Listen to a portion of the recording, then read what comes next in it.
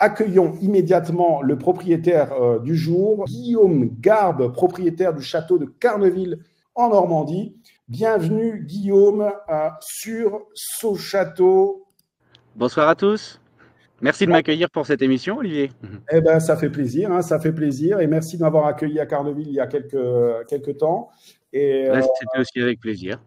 Et juste si vous pouviez, ou si tu peux, parce qu'on se tutoie, autant se tutoyer aussi, si tu peux te présenter en quelques mots pour celles et ceux qui nous rejoignent et qui nous regardent actuellement. Bien sûr, bonsoir à tous. Je suis ravi de pouvoir passer cette heure qui arrive avec vous. Moi, je suis Guillaume Garbe, l'heureux propriétaire de la maison que vous voyez juste derrière. Alors, il y a le logis principal, mais il y a aussi toutes les dépendances, toutes les terres qui sont vraiment très riches, et puis un projet qui est hébergé par ce monument historique, et je vais être ravi tout à l'heure de pouvoir partager avec vous sur toute cette thématique. On a eu beaucoup de questions en fait, on ne va pas avoir le temps de répondre à toutes, mais je vais essayer d'en sélectionner quelques-unes, notamment les plus votées. Anna demande, est-ce que le jardin a été conçu comme à l'origine? Alors, dans le cadre du grand chantier de restauration qu'on a fait pour la Mérule, je ne vais pas revenir dessus, c'est un sujet qui a bien été développé dans le reportage. On a dû, pour prendre toutes les décisions qu'on a engagées dans ce chantier, faire énormément de recherches dans les archives, et notamment beaucoup d'archives sont conservées au conseil départemental à Saint-Lô. Les archives départementales à Saint-Lô ont été bombardées pendant la Seconde Guerre mondiale, mais Dieu merci, les archives du château ont été envoyées là-bas après les bombardements. Donc on a pu rééplucher certaines choses, et notamment on est retombé sur deux plans qui sont très intéressants. Un plan qui date de 1764, qui nous montre que tous les bâtiments sont construits. On en a même d'ailleurs perdu quelques-uns qui sont décrits comme des toits de port, des choses comme ça, donc des petites porcheries construites en terre, etc. Et un deuxième plan qui date de 1770, et là qui est très intéressant puisqu'on se rend compte que tout l'aménagement paysager a été fait à cette date. 1764, pas de traces d'aménagement paysager. 1770, tout le dessin. Lorsqu'on regarde des relevés de cadastre napoléonien, on retrouve cette structure. Et lorsqu'on regarde aujourd'hui le domaine via Géoportail ou Google Earth, on retrouve encore toute cette structure. La base d'aménagement, c'est une croix grecque, c'est-à-dire une croix qui a les 4 branches de la même longueur. Et le château est posé exactement au milieu de la croix. La première des branches, qui est l'avenue principale, qu'on a bien vu dans le reportage d'Olivier, est axée sur le solstice d'hiver. La perspective qui se développe derrière le château, c'est-à-dire le prolongement de la branche, était pensée au XVIIIe siècle comme une grande allée dans un esprit parc à l'anglaise. La perpendiculaire est constituée juste sur ma droite de l'ancien accès quotidien du château, qui sont des vergers de pommes. Aujourd'hui, il est encore en production, en exploitation. On fait d'ailleurs du cidre du Cotentin, du cidre AOP Cotentin ici, et qui se poursuit de l'autre côté du canal par les potagers historiques. Vous avez donc une croix. Et ce qui est amusant de voir, c'est que la croix, pour sa branche de l'avenue principale, comme je vous le disais, elle est axée sur le solstice d'hiver, donc au 21 décembre. Et sa perpendiculaire, l'ancien accès quotidien du château, est axée sur le solstice d'été, donc au 21 juin. Et ça crée des moments assez extraordinaires. Et dans l'histoire du parc, il y a vraiment un gros dégât important à signaler, c'est la tempête de 1987, qui a fait dans le Nord Cotentin beaucoup plus de dégâts que 99. Et en réalité, tout ce qui était derrière le château a été rasé. Voilà, a été complètement tombé. Il y a un petit bosquet, Dieu merci, celui où il y a les rhododendrons que vous avez vus, le cèdre, les hêtres pourpres, etc. Ce bosquet-là, par le relief du terrain qui est derrière, a été protégé des vents dominants. Mais autrement, tout ce qui était sur l'équivalent de l'arrière du château a été rasé. Et la famille de Tocqueville, qui était propriétaire à cette époque, a décidé d'en tirer parti et de créer le jardin symétrique que vous avez pu voir sur les illustrations, qui au départ est pensé comme une roseraie, c'est-à-dire qu'à l'intérieur des parterres, aujourd'hui il y a du gravier, mais à l'époque il y avait 2700 pieds de roses au début de la plantation de ce jardin. Entre-temps, malheureusement, les rosiers ont disparu, et aujourd'hui, voilà, on est sur on va dire, oui, on peut dire voilà, les 3/4 de la structure du parc qui sont d'origine, et la branche de la perspective principale qui a été remaniée après la tempête de 87. Très bien, merci pour toutes ces explications, Guillaume. On va pouvoir enchaîner avec une question de Marie-Noël qui demande, lorsqu'on vous écoute, on se pose la question suivante. Quelle est votre formation au départ? L'école de la ville. Hein. Alors, bonjour Marie-Paul, merci pour cette question que je trouve très stimulante. Alors au départ, moi, on va quand même contextualiser les choses. Je suis issu d'une famille d'antiquaires. Ça fait 3 générations dans la famille qu'on est antiquaire, donc il y a quelque chose qui est passé dans le sang, c'est indéniable. Moi, j'ai grandi avec des vacances chez mes grands-parents, qui avaient un joli corps de ferme, avec plein de beaux meubles, des très beaux tableaux, et c'est vraiment cette surstimulation au goût et à la volonté du beau qui influence forcément beaucoup de choses. Après, donc moi j'ai commencé une carrière dans le monde des galeries de tableaux.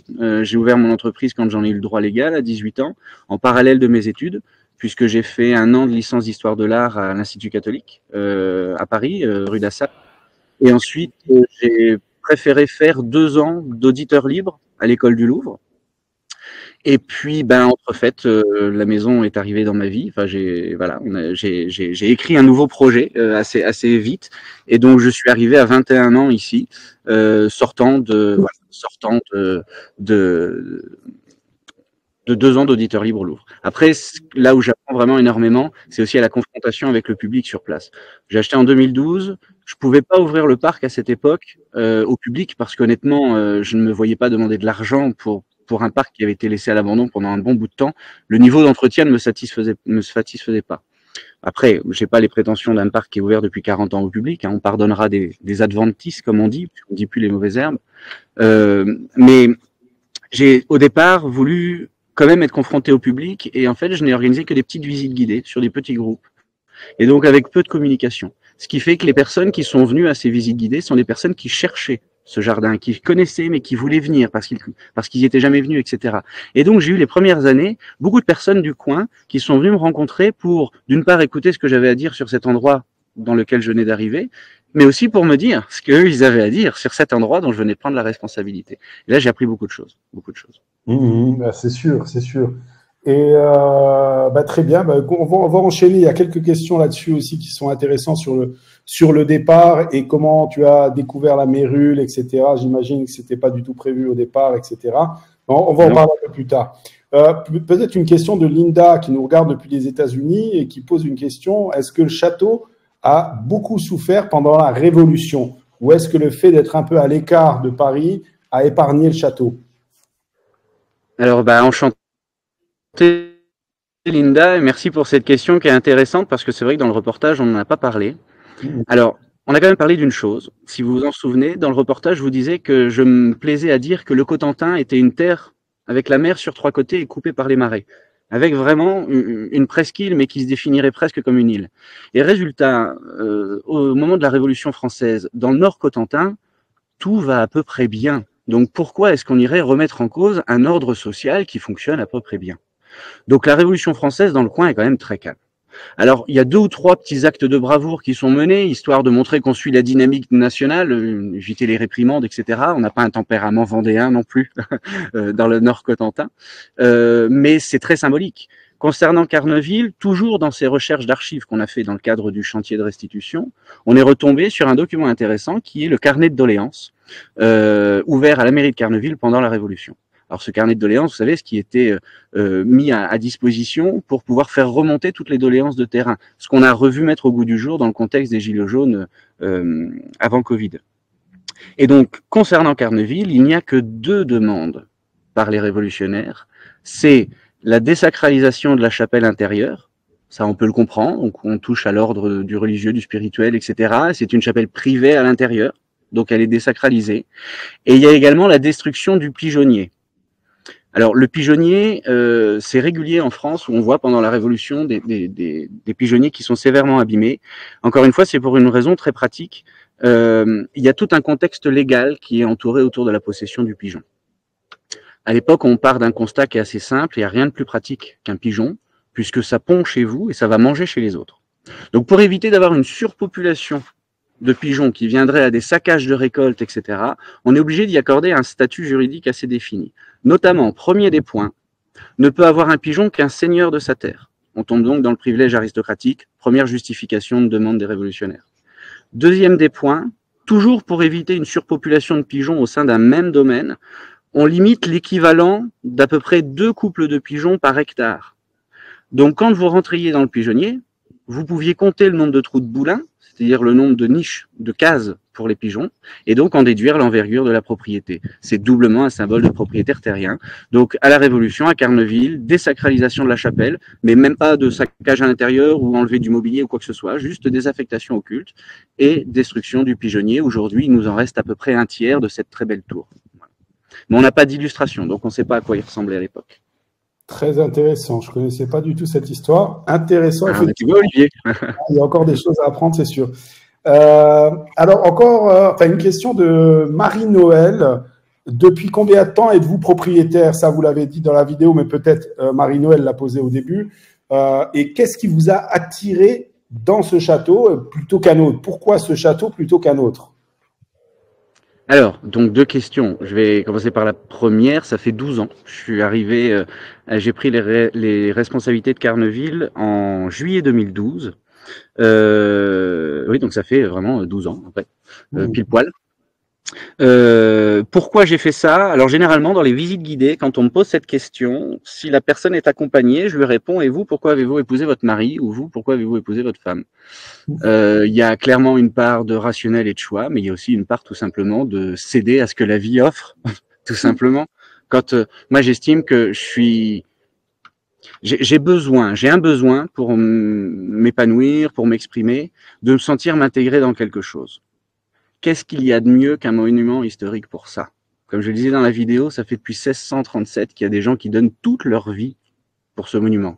Et les problèmes auxquels ils interagissent à l'époque, c'est exactement les mêmes qu'aujourd'hui. C'est-à-dire des problèmes d'argent, des problèmes d'entretien de bâtiments et des problèmes de cœur dans tout ça.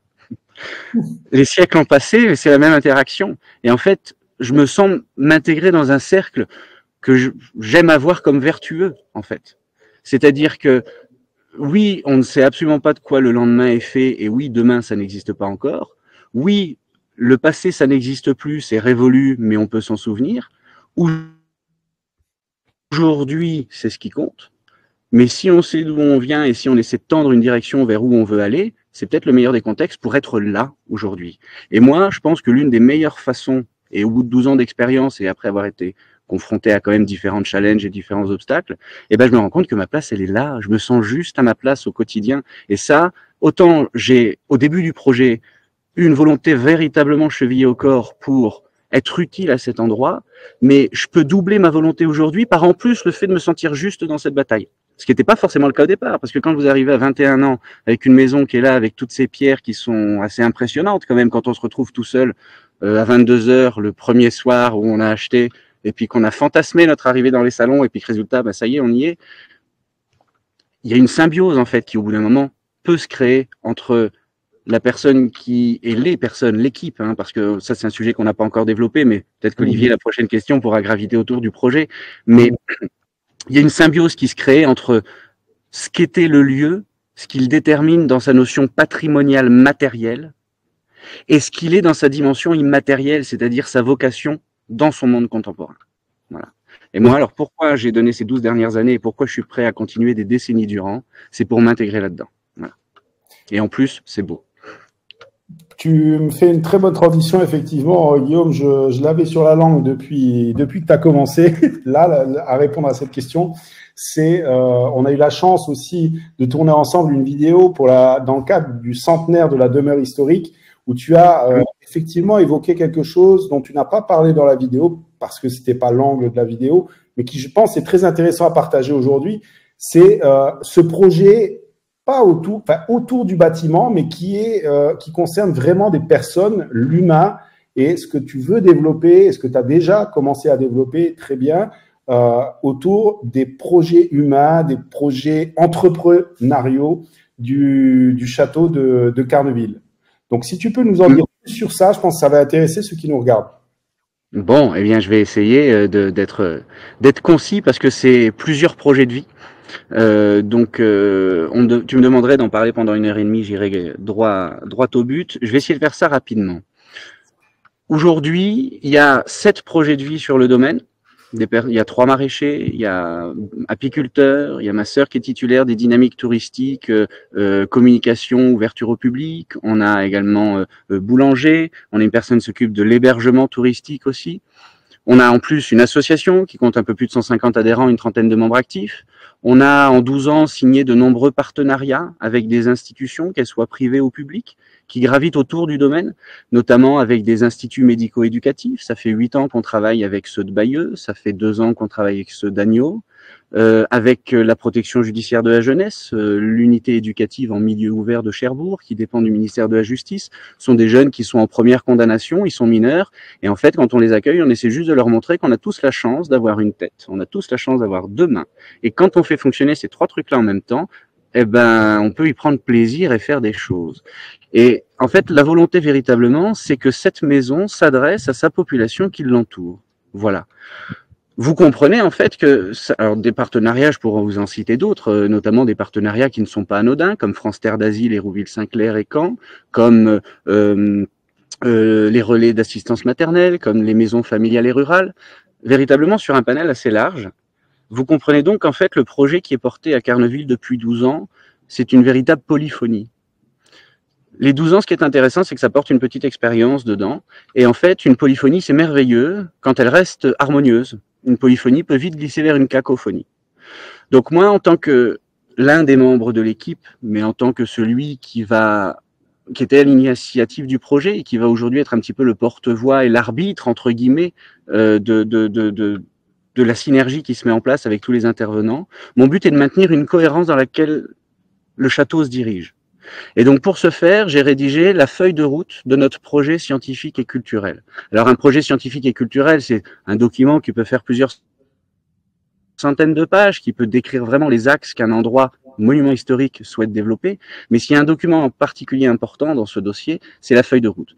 Notre feuille de route à Carneville, elle est simple. Elle se base sur 3 piliers fondamentaux qui sont la préservation du patrimoine, pour cause, la préservation de l'environnement et des paysages, et la protection du lien social sans distinction aucune.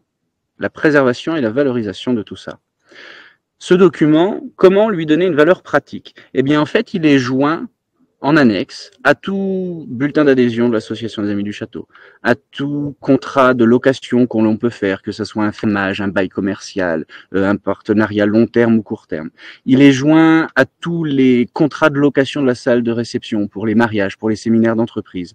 En fait, il définit clairement les dynamiques de ce qui se passe dans le domaine. Et donc, chaque personne qui vient, pour une raison commerciale ou non, pour une raison qui soit la sienne, si elle vient dépenser de l'énergie, du temps ou de l'argent sur place, c'est dans ces directions-là que ça va. Quelle est l'incidence? Je vais vous donner un exemple. On va éviter d'aller trop loin dans les explications. En un exemple, ça va être clair. Je vous disais qu'on a 3 maraîchers, notamment un maraîcher, Simon Letellier, qui est l'entreprise Terre et Lune. Il a repris en bail d'exploitation les potagers historiques du domaine. Cette fameuse branche-là dont je vous parlais, qui est juste à ma gauche. Avec son fermage, je lui demande du coup de signer la feuille de route du projet scientifique et culturel. Quelle est l'incidence pour sa ferme? Il prend les potagers historiques du domaine. Donc la notion de préservation du patrimoine. Mais il doit prendre en compte qu'en fait, il est aux abords immédiats du château. C'est-à-dire qu'il est responsable d'une partie de la valorisation de tout ce qui fait que cet endroit est joli. Je lui demande pas une esthétique en particulier, je lui demande pas de refaire un jardin symétrique, c'est sa ferme, il faut qu'il se l'approprie. En revanche, je lui demande de penser à une esthétique qui est cohérente sur l'intégralité de la parcelle. Et c'est entretenu régulièrement, et c'est rangé. Deuxième des piliers, rappelez-vous, c'était la préservation des paysages et des biotopes. Le terrain qu'il a pris en gestion, ça faisait déjà quelques années qu'on avait un partenariat avec l'INRA, l'Institut national de recherche agronomique, pour faire une étude sur la santé des sols en passant par les inventaires de population de lombriques. Ce potager, cet ancien potager, ça faisait une trentaine d'années qu'il était en pâturage. On a eu des relevés. Quand je lui demande ensuite, quand je lui cède cette terre pour qu'il puisse la valoriser, eh bien notre objectif, c'est de poursuivre ces relevés et de voir l'impact de tout ce qui se passe. Je lui demande pas en particulier, j'ai pas trop de regard sur ses plans de culture, combien de rangs de poireaux il va faire. Non, tout ça, ça lui appartient, c'est sa ferme. En revanche, cette notion, elle me protège que peut-être un jour, ils viennent me voir en disant, écoute, pour l'intérêt de ma boîte, je vais faire 1,6 hectare de betterave, je vais mettre du produit contre la jaunisse et tout ira pour le mieux dans le meilleur des mondes possibles. Non. Avec la feuille de route du PSC, on s'engage à travailler sur sol vivant. Et on suit ces inventaires de vie. Troisième des piliers, la préservation du lien social. Encore une fois, c'est sa ferme. Je ne vais pas lui demander qu'il l'ouvre au public avec une billetterie, avec des passages réguliers, tout ce qui est gestion de récolte, etc. C'est une sacrée logistique. En revanche, Il est titulaire de l'un des outils de l'endroit, il doit donc être titulaire de la pédagogie qui est inhérente à cet endroit. Il n'a pas repris juste un petit champ dans le fin fond d'une vallée, il a repris le potager historique du château de Carneville. Il s'intègre donc dans les dynamiques du château de Carneville. Et si on a un groupe des maisons familiales et rurales, une sortie scolaire, un groupe de France Terre d'Asile, un groupe des IME, des ME, ce sont des instituts médico-éducatifs. Eh bien, il est titulaire de son endroit, il faut qu'il l'ouvre et qu'il fasse des ateliers avec ces jeunes. C'est pas forcément commercial, c'est pas forcément régulier, mais tu es titulaire d'un outil, tu le valorises dans la façon où le lieu, dans la direction où le lieu va. En fait, au tout début, lorsque je suis arrivé, je disais que pour moi, un château, c'était pas qu'une grande maison. C'était un vecteur esthétique, un vecteur botanique et un vecteur social. Et après ces 12 dernières années d'expérience, j'ai tendance à vouloir donner un petit peu plus de pragmatisme à cette expression. Et je dirais plutôt aujourd'hui que un château, ce n'est pas qu'une grande maison. Un château, c'est un vecteur patrimonial. Le patrimonial, j'ai tendance à dire que ça donne une dimension citoyenne et sociétale à la beauté. C'est-à-dire que c'est du bien commun.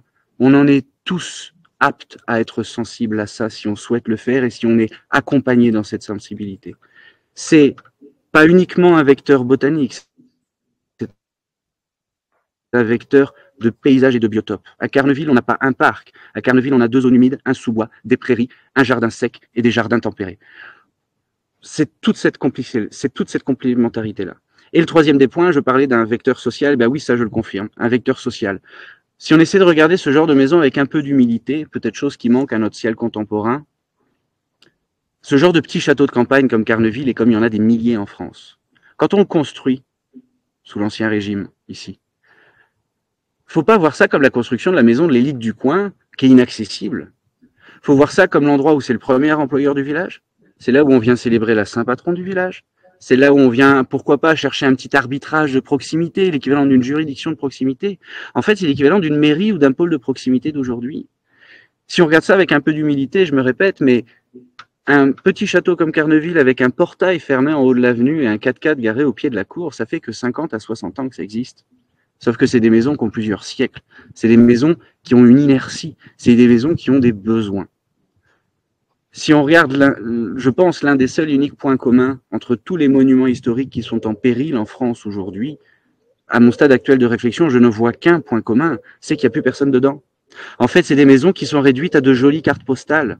Mais quand c'est construit, ce n'est pas construit dans une dynamique de carte postale, c'est construit dans une dynamique d'outils. Si c'est grand, c'est qu'il y a besoin de monde, que ça soit grand en surface foncière ou que ça soit grand en surface construite. Et donc, lorsque la mission s'établit de restaurer Carneville, certes, ça passe parce que vous voyez sous les yeux, la couverture est refaite, la charpente est restaurée et les façades sont refaites. Prochaine étape, les fenêtres, ça va devenir une urgence. C'est pas que ça. Ça, c'est le côté matériel. Mais pour moi, le patrimoine, comme je vous le disais, il a une dimension immatérielle. Et je pense qu'une restauration de monuments ne peut s'entendre que dans un sens complet. Et ça, on prendra des décennies pour le regarder à Carneville. Mais c'est de réinclure le monument dans le monde qui l'entoure. Ce sont des maisons qui ont tellement de poids qu'elles ne peuvent pas juste être perçues comme des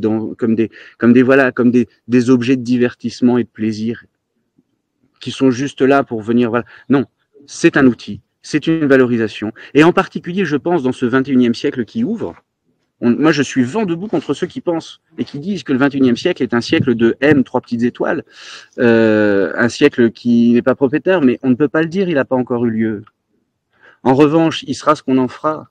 Et moi, je pense que en maintenant, coûte que coûte, une activité dans ce lieu, en sensibilisant au maximum la population aux alentours, au devenir de ce lieu, en laissant des gens de la population locale se nourrir de ce lieu, en venant y créer une entreprise, en y établissant une synergie, eh bien là, je pense que non seulement c'est vertueux pour la maison, puisque ça répond à ses besoins, mais en plus c'est vertueux pour une certaine direction qu'on peut lui donner.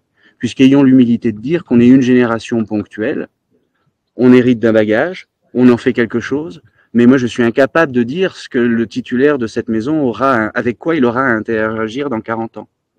J'en suis incapable. Donc il ne faut pas que je prépare cette maison à ce dans quoi elle aura à interagir dans 40 ans. Il faut que je l'inclue aujourd'hui dans ce qui se passe.